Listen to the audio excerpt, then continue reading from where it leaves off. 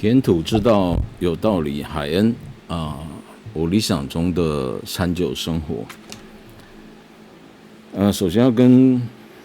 朋友们道歉一下，就是前一集我在录的时候，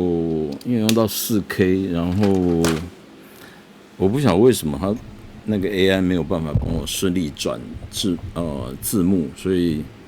我试了几次都不成功，之后我就放弃了。反正用讲的，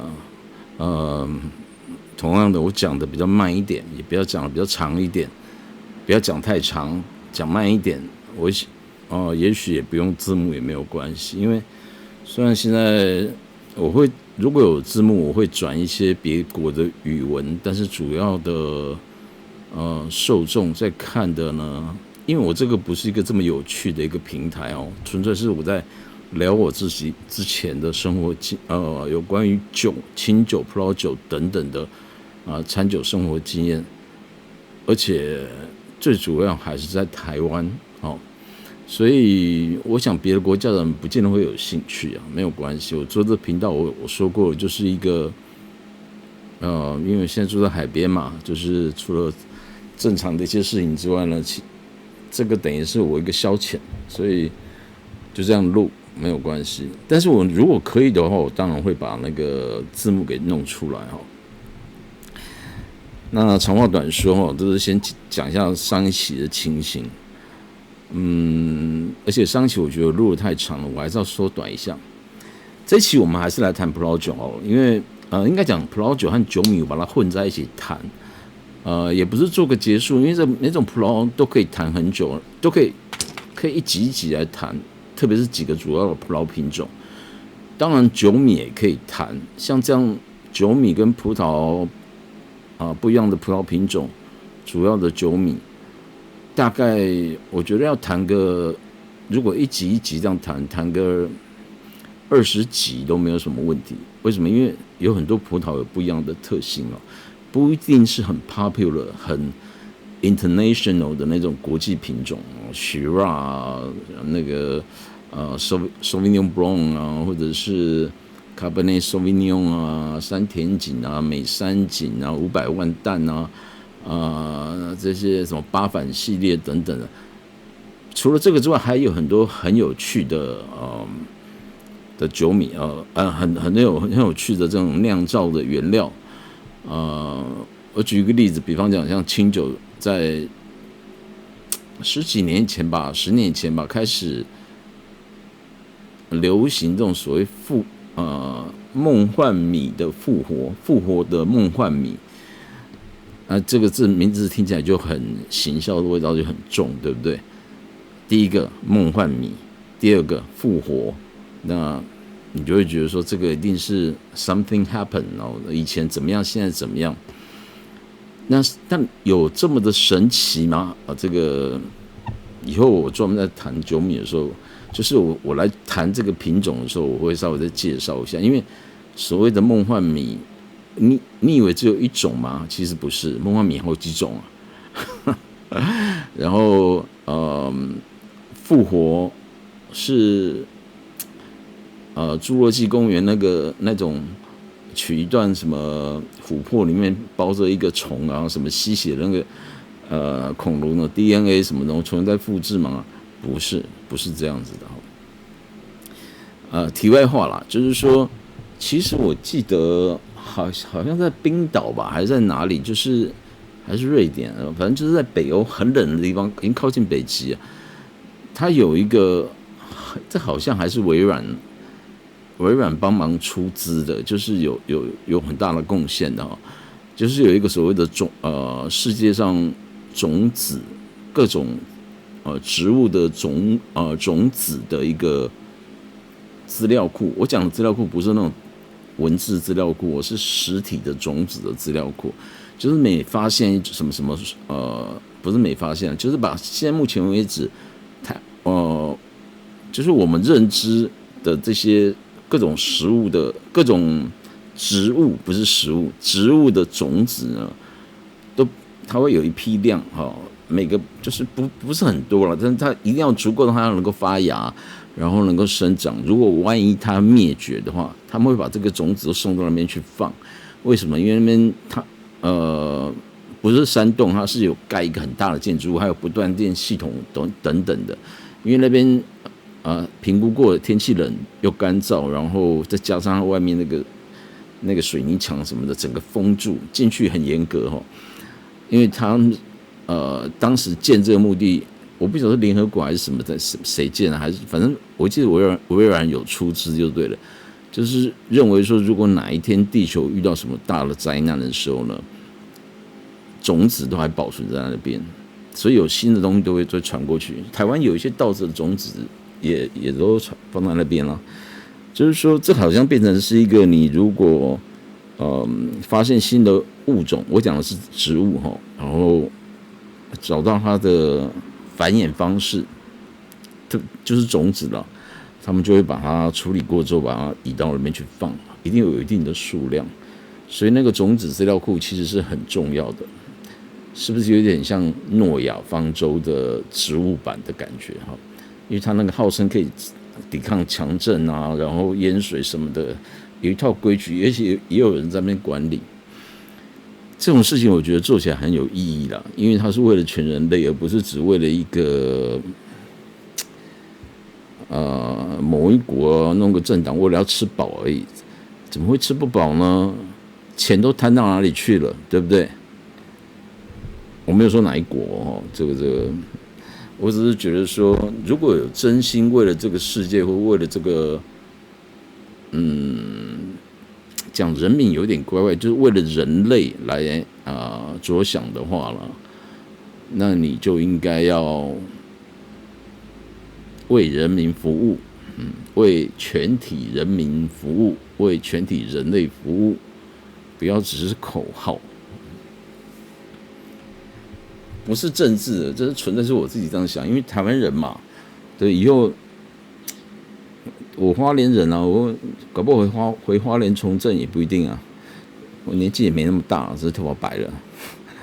好了，废话讲了7分钟了。今天我打算就是比较简短的去讲一个酒米，一个是这个葡萄品种。先讲葡萄品种好了，因为它延续前面2集的一些谈谈葡萄品种的一个整个脉络下来。那之前谈的就是 Pinot Noir 嘛 ，Pinot Noir 我想过，它虽然有 mutation 有4个变种了，但是 Pinot Blanc 这种白葡萄呢，它本身只是一个不是那么重要的葡萄，它最主要是很少拿来当做主要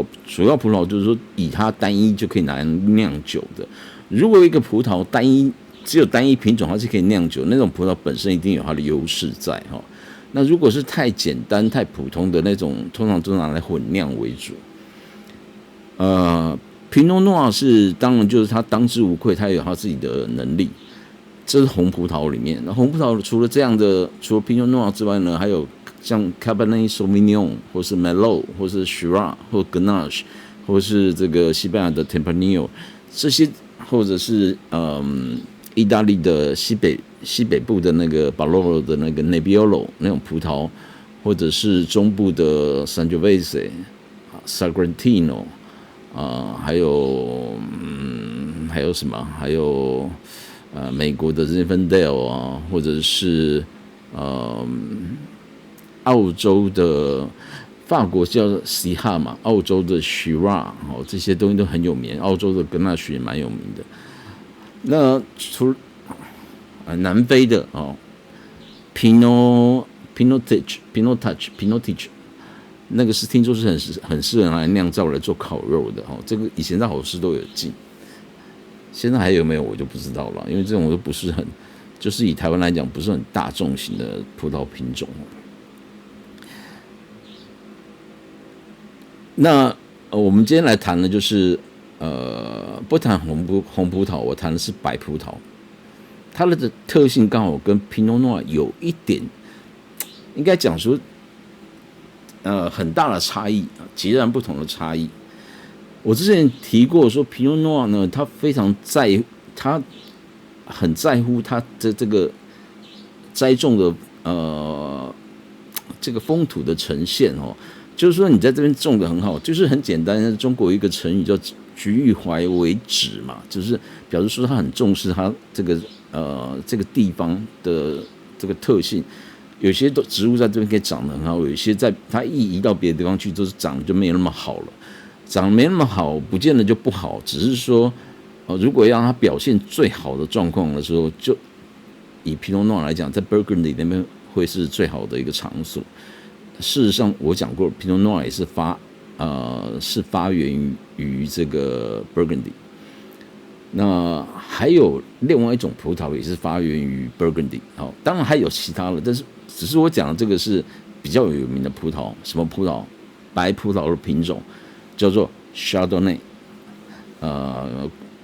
这个我们叫夏多内或者是中国好像翻译成霞多尼吧，反正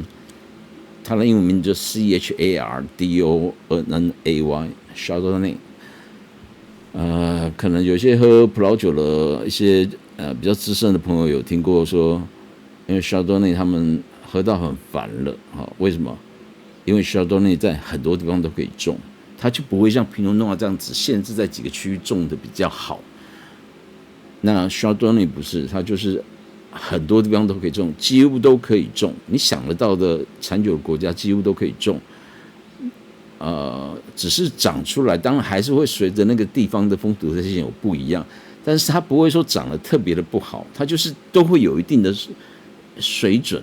一定的水准。反而是对于肖东人来讲，它的控制的点是在于说，你后期的酿造，就是酿造人的技术能不能把这个肖东内发挥的很好。简单讲就是说，就好像一个师傅，你就是只要拿到很好的，比如说牛肉好了，品质很好的牛肉，或一定水准的牛肉，大师傅和小师傅炒出来味道不会差太多。为什么？因为牛肉本身好吃嘛，所以你这样吃起来的感觉上就会有差异，但是差异不会那么大，不会拉得太大。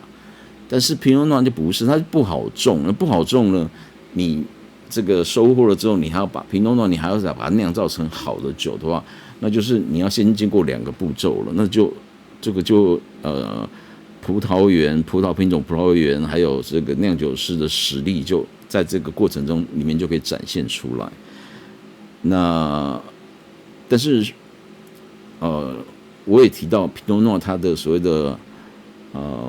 就是它本质的那种表现程度呢，即便是在不好的地方，你一闻还是知道那个就是皮诺诺，只是说你知道它是皮诺诺，但是你能不能酿得很好，那是完全另外一回事哈。那种本质，我上一期我讲它叫做 Serpentrinus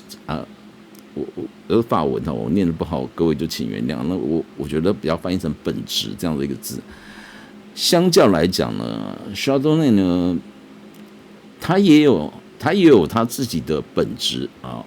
其实每一种葡萄都有啊，谁没有了，对不对？即便是这个人类这个双胞胎，也都不会完全一样啊，还是会有差异性。但是呢 ，Chardonnay 的 Serpentrinus 就是它的本质的部分呢，没有那么的强烈。它相较于这个皮诺诺的这种对于产地的要求，我那时候在讲皮诺诺，我是用那个有画布的那种纸来形容嘛。那 Chardonnay 就比较像一般的图画纸，就是一般纸浆做的那种很定型的图画纸。也就是说，你现在拿来A 来画 ，B 来画 ，C 来画，它都会有一个样子出来，就是不太需要用技术了。你甚至炭笔你也可以画，不是不太需要技术，就是你不用太管到这个纸的特性。那简单讲就是说 ，Chardonnay 是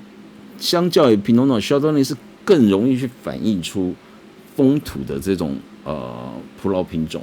就是说，它栽种在这个地方，它会产生什么样的结果？这葡萄果它就会告诉你了。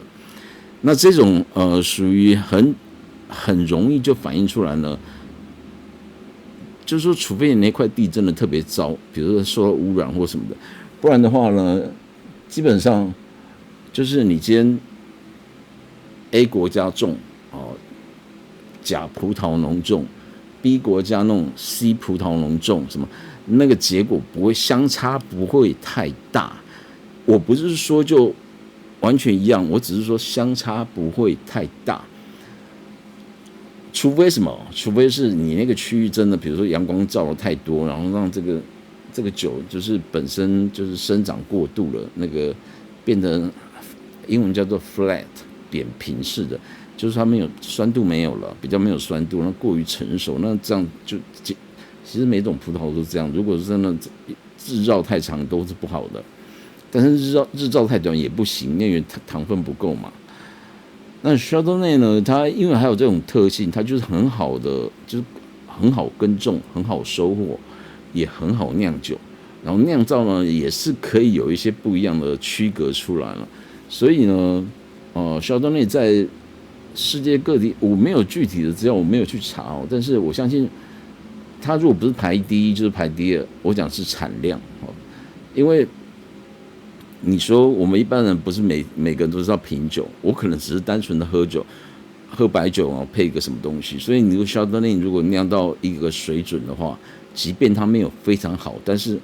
喝起来舒服，那也 OK 啊。以 Chardonnay 的酒来讲呢，基本上各位要注意到的两种状况，第一个是它有没有入桶，有入桶跟没有入桶最大的差异呢，特别对 Chardonnay 来讲，就是说。入桶的酒呢，它的那个桶子的味道，木桶，你闻到那种奶油啊、香草味啊，那很重的那种，基本上大概都是有入桶。当然，奶油、香草味这种或是讲说有点乳酸味，这样子也有可能是来自于说 Chardonnay 的葡萄，它的酸度虽然没有很强，但是也不是完全很弱的那一种。它大概是中等，再偏高一点点，然后但是输给那些什么 Sauvignon Blanc 或者输给 Riesling 这样那些葡萄品种。但是呢 ，Chardonnay 它的中偏高的酸度呢，如果说我不入桶，但是我有入桶，但是或是我在发酵槽里面，这个发酵槽可能是一个水泥槽或者是一个钢槽，什么都有可能经过冬天，因为酿酒都在冬季嘛，到春天的时候，温度上来的时候呢，乳酸菌跟酵母菌，这个在地球上是无所不在哈。这个乳酸菌可能就会作用。如果我这个时候开放这个发酵槽，就酿造槽的温度，我不去做管理的话，就让它温度提升的话，这个时候呢，乳酸菌进去之后会把这个葡萄酒里面葡萄酒是刚酿好的葡萄酒的这个里面的苹果酸，因为苹果酸啊、酒石酸那个是葡萄在生长过程中自然而然就会产生的东西。那酸性来讲，苹果酸是很酸的，那酒石酸也是非常酸的。可是酒石酸，我讲几乎都没办法改变，这样有一点太过武断。但是我们姑且把它当成不能改变。但是苹果酸呢，会经由乳酸菌的作用，会改变把苹果酸这种东西转成比较柔和的乳酸。这样改变的过程呢，就是我刚刚讲的比较柔和就是喝起来，因为就酸度就没有那么强了嘛，因为乳酸的酸性没有苹果酸那么酸。题外话我再讲一下，我所谓的酸性这种东西，不是 pH 值那种酸，而是单纯的那种有机的那种，你进到嘴巴里面，你可以感受到的那个酸性那个跟那个 pH 值，那个属于那个氢离子的游离，那个是不一样的。当然各位不要去试啊，比方讲像盐酸，我记得盐酸硫酸，其实如果这不要去试哦，好，这我先讲好不要。就是说我看过书上写说，他们在就是如果真正的有入口的话，它那个酸性其实不是很强的，不是说哇酸溜溜那种酸，不是，但是它是有腐蚀性的。为什么？因为它很容易产生这个氧化还原反应我不知道讲化学就是这个有机酸度的感觉跟实际上量 pH 值那是完全不一样的东西不要搞混了。那如果苹果酸转化成为乳酸呢？因为透过温度提升的关系，让乳酸菌能够生长，然后把这个苹果酸呢转化成为乳酸呢，这个过程呢，叫做乳酸发酵，就是这个是看酒厂因为看葡萄品种看酒厂，它所处在的场地，或者是它今年的收获状况，然后这乳酸发酵也有程度上的区别，你可能温度稍微提高一点，或是温度提高稍微再更多一点，然后这个发酵那个转换苹果酸转化成乳酸的这个程度就越激烈，那个酸度就降比较低。就看需求这种就所谓的乳酸发酵，如果各位有在看这个葡萄酒书，他会提到这样的问题。这个是用温度来控制的。那如果说 Chardonnay 本身它不经过橡木桶的桶陈，就是说你到来年的时候我开始装桶了，过滤完什么东西，然后装桶，然后去在橡木桶里面陈年的话呢，也可以。那这样也会这样产生的这个所谓的橡木桶味啊、香草啊、或者是奶油、popcorn 啊等这种焦糖啊什么的味道会更浓。可是相对来讲，这样的酒喝起来就会更厚一点。那种更厚呢，不是说酒精浓度提高，而是喝起来就，因为有时候白酒有时候我们白酒呢是要喝的是一个清爽的感觉，搭餐嘛，清爽的感觉。那比较厚重的角色，我们是交给红酒来处理，所以才会有前面在喝香槟啊、喝白酒啊，然后中段的时候、后段的时候，我们再喝红酒这样的一个顺序嘛。考虑到整个出菜的顺序，所以，我个人其实不太喜欢入过桶的这个 Chardonnay， 因为入桶不是短时间，它可能陈放了1年或多久，然后你才装瓶上市，这个时候桶味都很重，然后喝起来会比较肥厚的那种感觉肥厚跟 flat 又不一样，肥厚是指它可能还是有酸度，但是喝起来就是比较容易腻，所以以这种方式培育的这种葡萄酒呢，就是有入过桶的，有2个地区很有名，可是它表现出来的特色截然不同。一个呢是 Chablis， 就是在不是 Chablis， 在那个 Meursault， 在那个 Burgundy 那个地方它有一个村叫 Meursault， 这个村他们的那边的那个，我刚刚有讲嘛 ，Chardonnay 它的 original 也是来自于这个 Burgundy 那个区域，就是它原生品种啦 ，indigenous 的葡萄品种Pinot Noir 跟 Chardonnay 都是来自于 Burgundy， 然后Meursault 这个区域呢，对不起，有发音不标准的话，这个原谅我，因为我真的没有学法文Meursault 这个区域呢，它的 Chardonnay 它是会，因为在 Burgundy 最主要2个葡萄品种，我想主要不是说唯一主要的2个葡萄品种，红葡萄是 Pinot Noir， 白葡萄就是 Chardonnay。那白葡萄 Chardonnay 里面大部分其实也不入桶，而有入桶是以Meursault这个产区为主，然后因为这个区域比较冷，所以它种出来的 Chardonnay 也是比较不会那么的厚，所以在他们是利用这个桶子来增加它的厚度，它的原因是因为这样子，所以Meursault的酒呢喝起来会，当然有桶子的味道，可是它那桶子味道是有一点帮这个酒增加骨架的感觉所以Meursault的酒其实也不便宜可是，在另外一个区域呢，就是美国他们有学到这个，有些地方应该讲很多地方他们会用橡木桶来盛，或者是南美洲我还听说有那种丢那个橡木块在这个桶子里面的，可能是发酵槽因为他没有钱去买橡木桶，因为橡木桶一个好像也2-3万块钱吧，有时候每年还要刨掉，不然就换新的，那都是很大的成本，所以他们就是丢橡木块去浸。很奇怪很像我们在洗澡的时候，有人会丢那个一包那个块木的那个木刨下来，不是木屑啦，刨下来一片一片那个，然后包起来浸到水里面，那整个因为你买不起这个块木做的浴缸，所以就是买这个来泡，有一点类似这样的意思那无论如何，就是给予更多的这个橡木桶的味道都在里面，包含单宁，所以可是因为美国的气候可能比较温暖嘛，就栽种这个区域，所以我喝过很多美国的 Chardonnay 其实喝起来就很肥厚，那种很肥厚很 flat， 就是说它会掩盖掉原来 Chardonnay 是可以很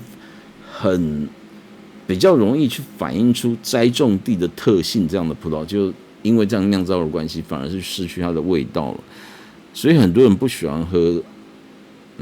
就是如果酒界比较资深的朋友们，不一定是台湾哦，他们会觉得说这个 Chardonnay 喝不习惯，所以有一句话叫做 ABC， 什么叫 ABC？ 就是 anything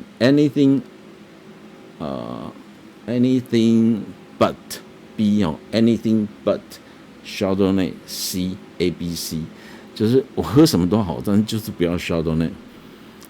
这个是一个原罪啦，但是我讲过了，这个其实跟栽种，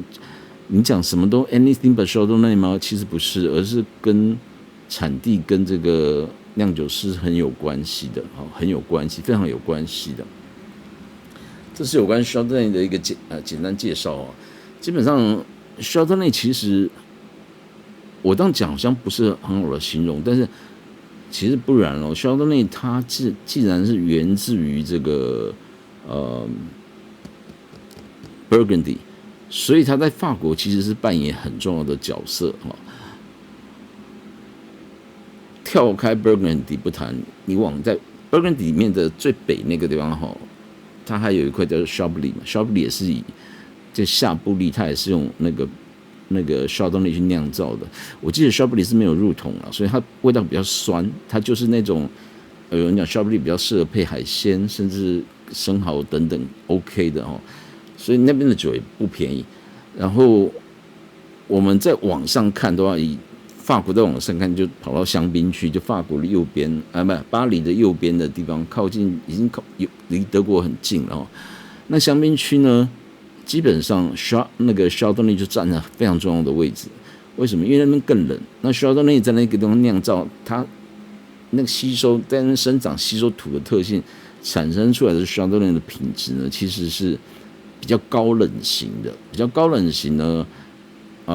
在香槟区那边就会有。我简单来讲，就是说，如果有人问你说香槟酒分了，有怎么区分呢？你当然可以讲说有白的、有粉红的什么的，这些东西都可以谈，或是有甜的、有不甜的。但是有一种类型的香槟酒呢，是各位可以去尝试，或是你不知道，你去卖场你不知道买哪一种的时候呢，你真是连品牌都不用去看，你就先看那个酒标上面有没有写 Blanc de Blanc BLANC DEBLANC， 那个第一好像是 of 的意思嘛，就是 Blanc de Blanc 或 Blanc de Blanc， 好，就是那样念，就是白中白。Blanc 是法文的白的意思，白色的白中白的香槟。所以你跟店员讲说我要白中白的，然后请他介绍，也不用挑特别贵的，只要挑便宜的，就是一般的品种，就一般的那个价格就可以了。为什么？所谓的白中白，就是说，因为香槟大部分的香槟其实是混酿的，混酿就是把 Chardonnay 在混酿 Pinot Noir， 甚至混酿的 Pinot Meunier 这种葡萄品种，红的葡萄品种，它在混酿过程中呢，基本上还是白色的，还是属于算是白酒哦，白的气泡酒。那如果说它特别有再进一点皮的话，那可能变粉红香槟，那是另外一回事哦。但是Blanc de Blanc 或是Blanc de Noir 那种白中白、黑中白什么的，那黑中白就是表示它有混了一些 Pinot Noir 在里面，混了一些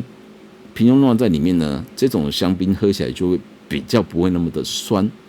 然后 Blanc de Blanc 是那个酸性味道会比较强。那你说很酸，我不喜欢，放心，那种酸不是说那种我们牙膏广告那种什么你吃下去整个牙床很酸，不是，而是它是属于比较酸性、比较爽口的香槟酒，再加上气泡呢，这样子 Blanc de Blanc 的酒，我个人香槟我比较喜欢这种香槟，因为我觉得拿来搭餐是很合适的。它不会像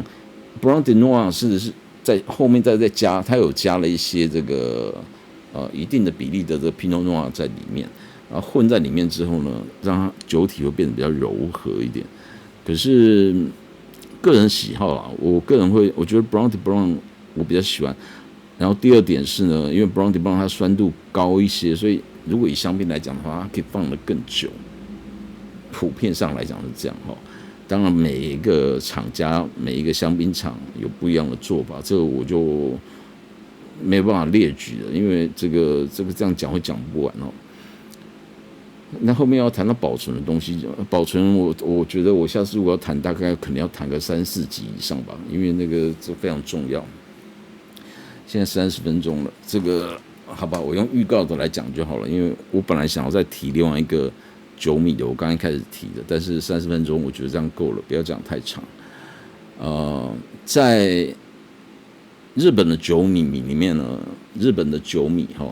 我之前有解释过酒米跟饭米的差异嘛，请各位往前再去搜寻因为我都会写在标题上面。酒米跟饭米的差异有不一样。那酒米里面呢，哪一种酒米呢？它是很适合拿来酿酒的，酿清酒的。它几乎可以视为是像 Cabernet Sauvignon 或者是可以视为像 Chardonnay 这样子的存在的哪一种酒米呢？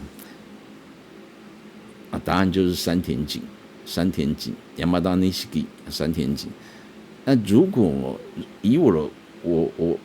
要是我来形容的话，我会觉得Chardonnay 会跟山田锦会比较吻合。为什么呢？因为 Cabernet Sauvignon 毕竟是红酒嘛，红葡萄嘛。那以山田锦来讲，比较它酿出来酒，基本上清酒除了古酒之外，基本上都是就是白里透一点黄色而已啊，淡淡的黄色而已，所以它比较对我来讲会比较像白酒一样。那用小豆来比喻，我觉得会比较合适。而且他们有一个很共通的点，就是 Chardonnay 其实刚提过了，它就是一个简单的白质，很容易反映产地特性。然后这个酿酒师呢，只要不要技术太差，就会有一个水准，酿出来酒就会有一个水准在。山田锦也是这样子。山田锦是一个很好、非常适合酿造清酒的酒米。它的优越性在于说，甚至你今天不用是那个度数最高的度数，你就是举凡有一点经验的藏人，他都可能可以酿出。我讲可能但是这个是有日本方面是这样有这样的说法，就是说大家基本上都可以酿造出一定的等级出来。就是说，因为它的品质特性已经可以某方面来讲可以 cover 掉那个酿造时候的水准了。也就是说，简单讲就是说，今天比方讲我跟那个Usain Bolt 就是那个慢跑那个全世界100公尺第1名的那世界纪录保持人，当然我跑不赢他嘛，对不对？台湾不要讲我了，台湾也没有人跑，全世界谁跑得赢他嘛？当时他巅峰的时候。可是呢，如果我们讲是100公尺，没有人赢他。可是如果只比1公尺的话，那我们差Usain Bolt不会差很远。虽然说他的反应速度很快，起跑他就会冲出去，但是问题只有1公尺啊，所以那个最后那种差距几秒会差到1秒吗？不会嘛，除非你刚起跑你就跌倒。对不对？如果你也是冲1公尺很近啊，所以2个的差距就变得很小了。可是那个 Usain Bolt 他的实力难道会跟我一样吗？或是我会跟他一样吗？不可能。为什么？因为当你的那个距离拉得很小的时候呢，基本上那个比较性、参考性就不够了。我再举一个例子，比如说联考以前的联考或会考什么的。不是他们会讲说什么考卷有一个鉴别力就是可以，就是这是 PR 多少的学生，这 PR 多少的学生，他会去可以比较出来一样的意思。但是 Chardonnay 就是山田锦就是你可以把它想它跑道很短，或者是说这个考题出的没有很好，鉴别力没有那么强，所以山田锦呢就是有点像 Chardonnay 一样，就是你今天不会很难中虽然我知道日本也有所谓特 A 级的山田锦，但是我觉得那个是有点炒作的味道在里面你各位当然你可以相信，但是这个你要讲特 A 级，我就要提到说，为什么讲特 A 级？你想学特 A 级的学特级葡萄园这种概念嘛？那我就要问说，你的风土是什么？当然，山田锦也有它的风土，这以后我再提。今天就先讲到，就是说山田锦，因为它很好酿造，很适合酿造清酒，而且酿造过程中呢，只要不要产生太大的失误，基本上都会有一定的水准。就跟我跟那个乌森博在比1公尺的1公尺的比赛一样，两个差距不会太大。不会太大的结果就变成是你很难鉴别出今天这个酒厂藏人与藏人、杜氏与杜氏之间的差异性，品种会影响到这一块。那 Chardonnay 跟山田锦在这方面都有类似的情形，相较于 Pinot Noir 就比较不会有这样的情形。那我觉得还有一种葡萄也是比较不会有没有鉴别性，就是那个 Moscato， 就大家都喜欢喝的 Moscato， 所以很多人很多入门酒友，其实包含我自己也喜欢啦。有时候就夏天嘛，所以有一个那种冰冰凉凉、甜甜的微气泡的 Moscato 来喝 Asti Asti di Moscato， 这个 Moscato di Asti 当然也不错啊。这解释以后我来解释 Moscato， 我一定也会弄一集来做解释。今天讲的有一点快，又有一点急因为本来我今天不想再讲的，因为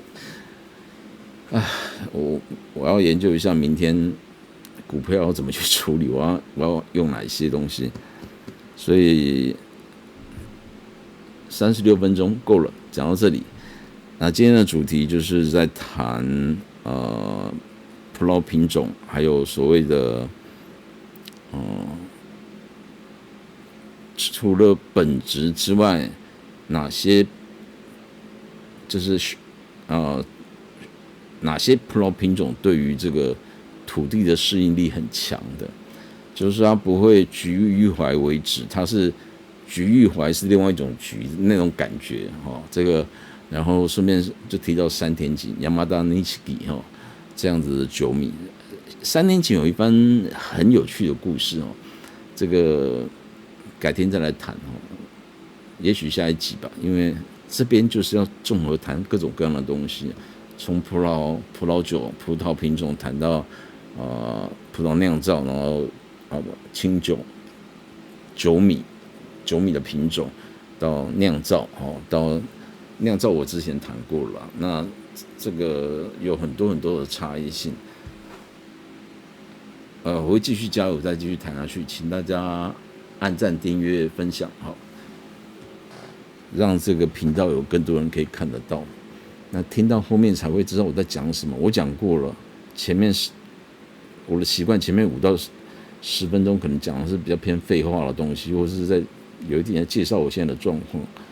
因为我把各位观众朋友当然是我的好朋友，这样在对待。那就是请大家帮忙了，或者是也不用帮忙了，就是你如果想要得到更多知识的话，特别是这样综合两边清酒、葡萄酒共同来谈的话，我相信我可以谈得很好，因为这方面我都有20几年的经验好，田土之道有道理，海恩，我理想中的餐酒生活，拜拜。